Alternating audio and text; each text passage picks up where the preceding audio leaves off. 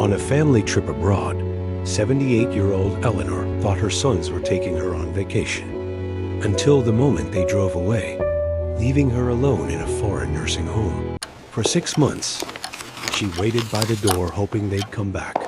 Asterisk, they never did. Asterisk, but when a single letter warned her that her beloved home in America would be taken away, Eleanor made a decision that would shock everyone. She returned home alone. Asterisk, and when her greedy sons came demanding her property, she left them with nothing. I'm leaving you with the This same is the thing you story left of a me, mother's nothing. heartbreak. Asterisk, and the strength she found in the ruins. Asterisk, the soft hum of fluorescent lights filled the quiet hallway of Mapleview Senior Living, a nursing home tucked away in the outskirts of Lisbon, Portugal. Rain streaked down the windows, blurring the view of the city outside. Inside, Eleanor Hayes, age 78, sat wrapped in a knitted blanket, staring blankly at the door. She didn't belong here. She didn't even belong in this country. Asterisk 6 months ago. Her own sons had left her here, promising she would be well taken care of while they traveled Europe.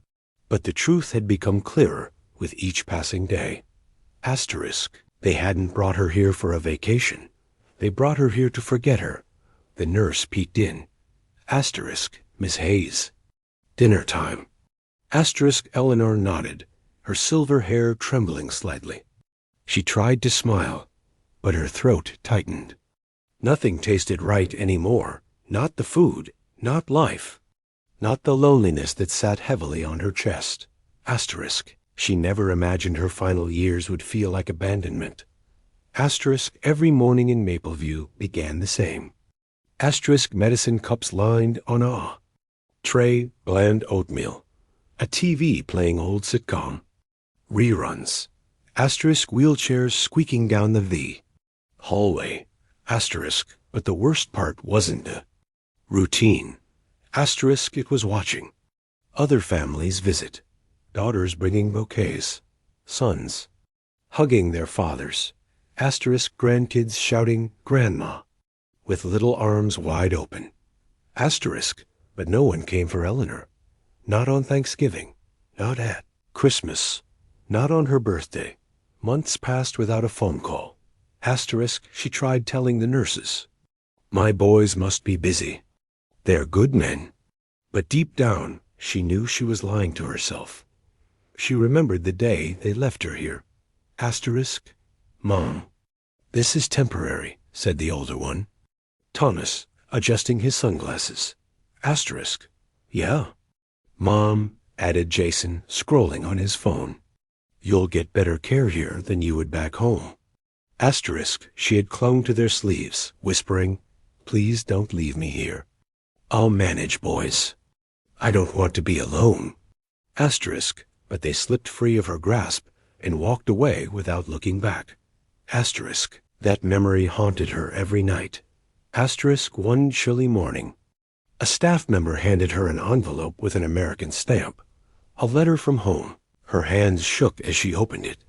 It was from her late husband's attorney.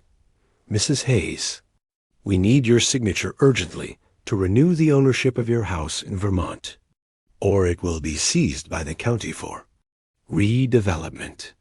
Eleanor sat motionless. Her house. Asterisk, her white farmhouse, with blue shutters and maple trees lining the driveway. Asterisk, the home she had built with her late husband, John Hayes. The idea of losing it was unbearable. Tears filled her eyes. John, what do I do? Asterisk, for the first time in months, she felt a spark of purpose that she couldn't die in a foreign nursing home. She couldn't let her sons erase her past the way they erased her life. She would go home. That night, she whispered to herself, I'm not done yet. Asterisk, it took days of paperwork and calls, but the nurses eventually helped her arrange a flight. Some felt pity. Others admired her determination. Asterisk, a volunteer named Maria hugged her tightly at the airport. Asterisk, you're stronger than you think, she told her. Asterisk, Eleanor smiled weakly. I'm just a mother who wants to go home. Asterisk, the flight was long, her bones aching with every shift in altitude. But when the aircraft finally touched down in Boston, she closed her eyes and sighed in relief. Asterisk, American air never smelled so sweet. Asterisk, a taxi took her north through golden autumn landscapes until finally asterisk, there it was, her house. The white paint had chipped. The garden was overgrown. The porch swing hung crooked. Asterisk, but it was still home. Asterisk, John, she whispered, touching the porch railing. I made it back. Asterisk, inside. Dust coated the furniture like a forgotten blanket. But as she walked through each room, memories returned. Her boys playing tag in the living room, John fixing the radio in the kitchen, holiday dinners filled with laughter. Asterisk, she spent the next weeks cleaning, repairing, and restoring everything she could. Neighbors helped her once they recognized her, shocked that her sons had left her abroad. Asterisk, whenever they asked where Thomas and Jason were, she only smiled sadly. Oh, they must be busy, she would say, but at night she cried quietly into her pillow. Asterisk, still, the silence of this home was kinder than the silence of that nursing room abroad. Asterisk, a month later, her phone rang. Thomas. She froze. Asterisk, Mom? Where are you? The nursing home said you left. I'm home, she answered softly. What? Why would you do that? Jason and I had plans. You can't just leave without telling us. Eleanor almost laughed. You left me for 6 months without a single call, but now you care? Asterisk, then Thomas added, Listen, we need you to sign some documents. Something about the house. And there it was, the truth she had already suspected. They didn't want her. They wanted the property. We're flying in next week, he said. Pretending urgency. Eleanor ended the call quietly. She wasn't the same weak mother they had abandoned.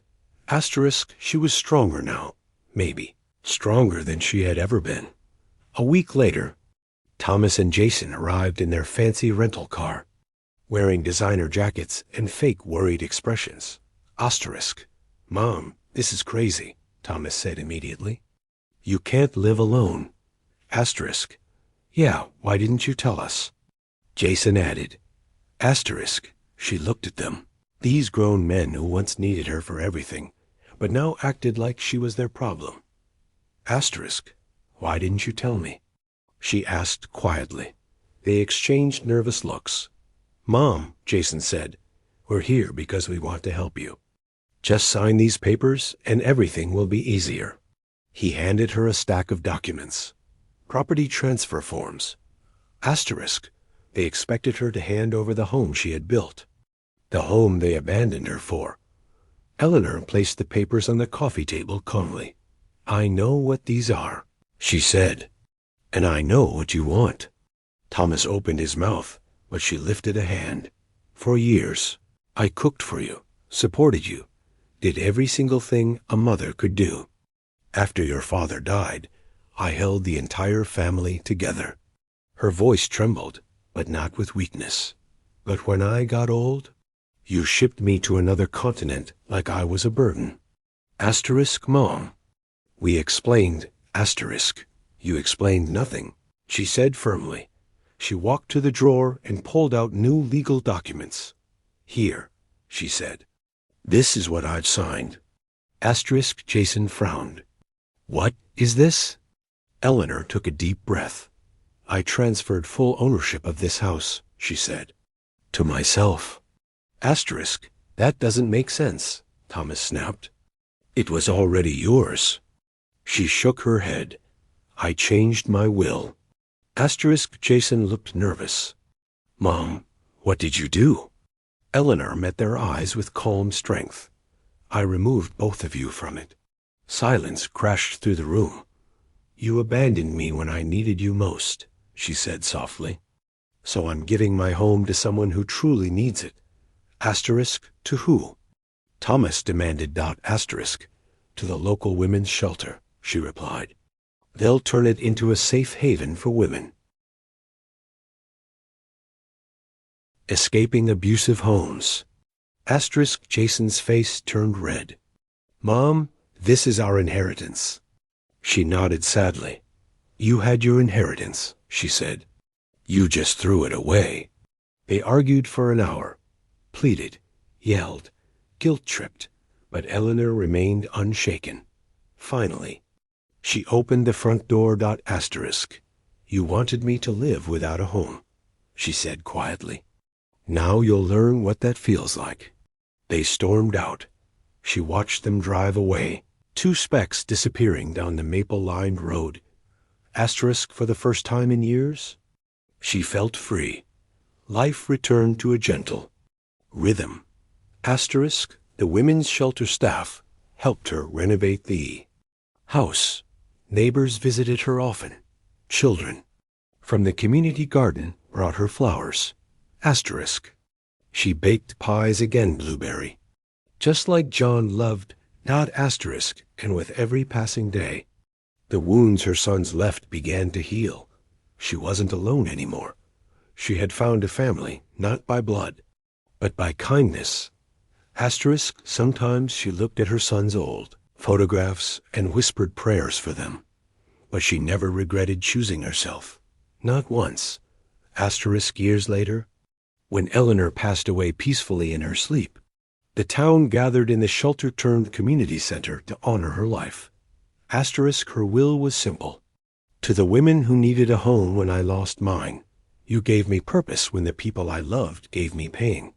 Thomas and Jason learned of her passing much later, but by then, they had already lost her. Asterisk, not because she died, but because they abandoned the living version of her long before, and her story became a reminder to the whole town.